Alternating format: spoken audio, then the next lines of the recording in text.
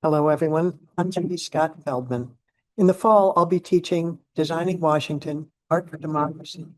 The focus of the class is the history and evolution of Washington, D.C. as our nation's capital, and in particular, the origins, development, and modern role of the National Mall as a symbol in landscape and architecture and open space of American democracy and identity.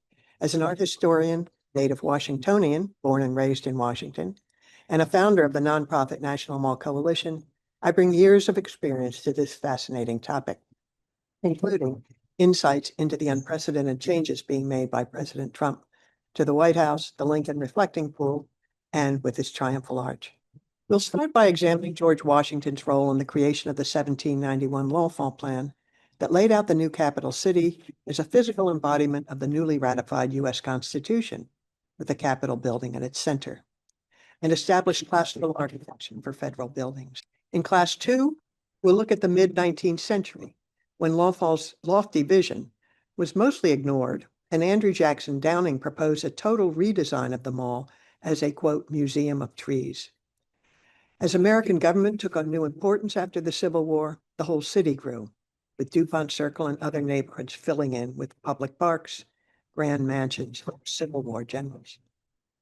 The 1902 Macmillan Commission, headed by architect Charles Burnham, re-envisioned the Capitol and the mall at its heart as a majestic neoclassical landscape, adding the Lincoln Memorial and providing the blueprint for the mall we know today.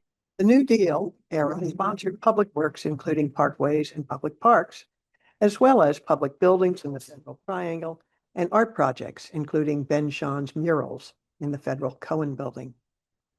The city and the mall took on a whole new level of meaning in the 20th century as the American people took to the newly cleaned up mall to exercise their First Amendment rights.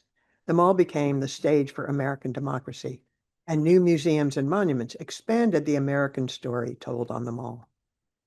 In our last class, we looked to the future. Is Congress right that the mall is a completed work of civic art? In the face of challenges, including calls for new museums and monuments and executive orders dictating future design changes, can we imagine an optimistic future vision for American democracy and in our capital and on the mall? I hope you find these concepts interesting and challenging and will join us in the fall.